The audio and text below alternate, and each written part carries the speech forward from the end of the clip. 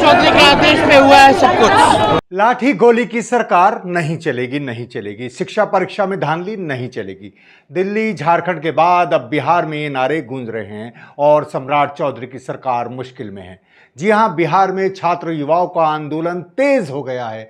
तेजस्वी यादव के नेतृत्व में बड़ी संख्या में लोगों ने राजभवन मार्च किया और सरकार से जवाबदेही मांगी है। इस दौरान तेजस्वी को हिरासत में भी लिया गया।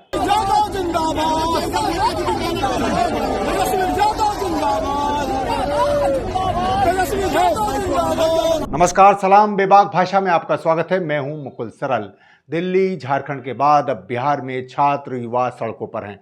पेपर लीक, भर्ती में गड़बड़ी, सरकारी नौकरी और शिक्षा से जुड़े सवालों को लेकर पटना में छात्र प्रदर्शन कर रहे हैं। बुधवार को नेता प्रतिपक्ष तेजस्वी यादव के नेतृत्व में राजभवन, जिसे अब लोक भवन कहा जाता है, उसके लिए मार्च निकाला गया, जिसे रोकने के लिए पुलिस प्रशासन ने वाटर कैनन चलाया और तेजस्वी को हिरासत में भी लिया।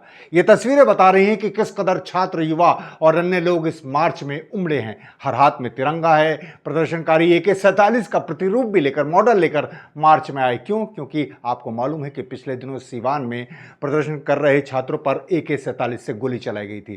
तेजस्वी ने सीधे मुख्यमंत्री सम्राट चौधरी को चुनौती देते हुए साफ किया कि लाठी गोली की सरकार नहीं चलेगी और तेजस्वी ने रोजगार के मुद्दे को भी इस आंदोलन से जोड़ दिया है। जवाबदेही तय होनी चाहिए किसके आदेश पे जो है गोली चलाया है, और जिस हिसाब से बिहार पेपर लीक का केंद्र बनता जा रहा है, छात्र नौजवानों के भविष्य के साथ खिलवाड़ हो रहा है। जनता चुप बैठने वाली नहीं है, न्याय चाहिए। बिहार लंबे समय से बदहाल है। पहले करीब 20 साल तक बदल बदल कर लगभग बीजेपी के साथ गठबंधन में JDU के नीतीश कुमार की सरकार रही और अब खुद बीजेपी के सम्राट चौधरी बिहार के मुख्यमंत्री हैं। लेकिन बिहार की दिशा में कोई बदलाव नहीं आया है।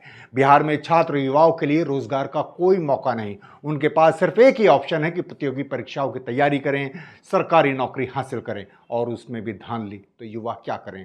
इसलिए नौकरी, परीक्षा और पेपर लीक का मुद्दा बिहार के लिए एक बड़ा मुद्दा है। इसी को लेकर पटना के गर्दनी बाग में छात्र और शिक्षक अभ्यर्थी कई दिनों से, जी हां, कई दिनों से प्रदर्शन कर रहे हैं। लेकिन हमारे कॉरपोरेट यानी गोदी मीडिया को ये इसके लिए कोई बड़ी खबर नहीं है। उनके लिए सिर्फ एक ही आंदोलन जायज़ था, वो था झारखंड का, क्योंकि वहाँ बीजेपी की सरकार नहीं है।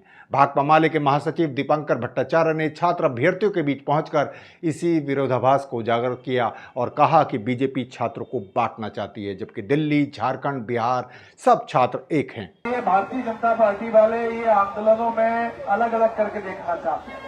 हमने कहा कि जंतर मंतर का आंदोलन, पटना का आंदोलन और पूरे रांची का आंदोलन एक आंदोलन है। हर जगह शिक्षा परीक्षा में भ्रष्टाचार है, हर जगह मान लीजिए बहाली में धांधली है। तो जहां भी शिक्षा परीक्षा में भ्रष्टाचार हो, बहाली में धांधली हो, वहाँ छात्र नौजवानों का आंदोलन बिल्कुल वाजिब है। लेकिन इनको लगता है कि जो भाजपा की सरकार के खिलाफ अगर आंदोलन होगा वो आंदोलन गलत है, वहाँ पेलेट गन चलेगा, वहाँ AK-47 चलेगा, वहाँ आपकी बात सुनी नहीं जाएगी।